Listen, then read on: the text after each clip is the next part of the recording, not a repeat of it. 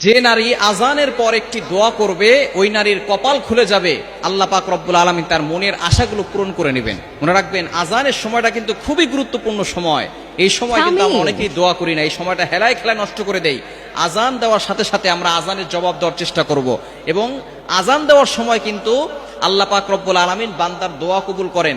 যখনই আজান দেওয়া হয় তখন আসমানের দরজাগুলো খুলে দেওয়া হয়, তখন বান্দার কথা সরাসরি আরশে আযিমে গিয়ে নক করে এবং আল্লাহ পাক রব্বুল আলামিন তার দোয়াগুলো কবুল করে নেন।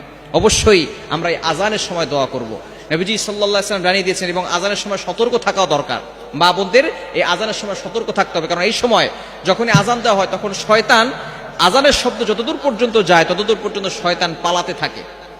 হাদিসের ভিতরে আসে শয়তান পালাতে থাকে, এবং কুকুর এই শয়তানদেরকে দেখতে পারে, যার কারণে কুকুর ঘেউ ঘেউ করে আওয়াজ করে। দেখবেন আজানের সময় অনেক জোরে জোরে আওয়াজ করে কুকুর, কেন? তারা শয়তান দেখতে পায়, যার কারণে তারা এইভাবে আওয়াজ করে। এই সময় নারীরা চুল খোলা রেখে ঘর থেকে বের হবেন না।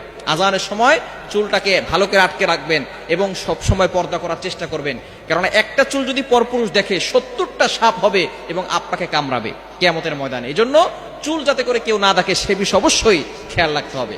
চুল যাতে করে কেউ না দেখে সে বিষয়ে খেয়াল করবেন, এবং আজানের সময় চুল খোলা রেখে বাসার ছাদে আপনার মেয়েকে পাঠাবেন না, বাসার ছাদে আপনার স্ত্রীকে পাঠাবেন না, ঘরের বারান্দায় যেতে দিবেন না, কারণ এই সময় যদি কোনো শয়তান সে নারীকে দেখে নারীর প্রতি বেশি আকৃষ্ট হয় এবং ছোট বাচ্চাদের প্রতি অ্যাট্রাকশন দিয়ে থাকে, আসর করে থাকে।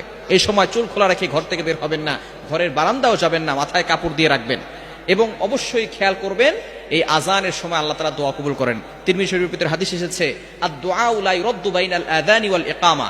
আজানের পরে যেহেতু আসমানের দরজাগুলো খুলে দেওয়া হয়, ইকামতের আগে, আজানের সময়, আজানের পর থেকে ইকামতের আগে মধ্যবর্তী সময় দোয়া করে আল্লাহ তাআলা সেই দোয়া ফিরিয়ে দেন না।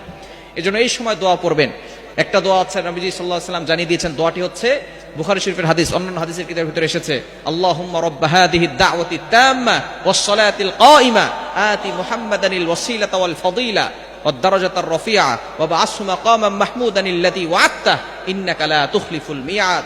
এই দোয়াটা পড়বেন, এরপর আপনি আল্লাহর কাছে দোয়া করবেন। আপনার যত চাওয়া পাওয়া আছে, আকাঙ্ক্ষা আছে, মনের সকল আশাগুলো আল্লাহর কাছে ব্যক্ত করবেন, দেখবেন আল্লাহ তাআলা অবশ্যই কবুল করবেন। তবে অবশ্যই দুরূদ শরীফ পড়বেন।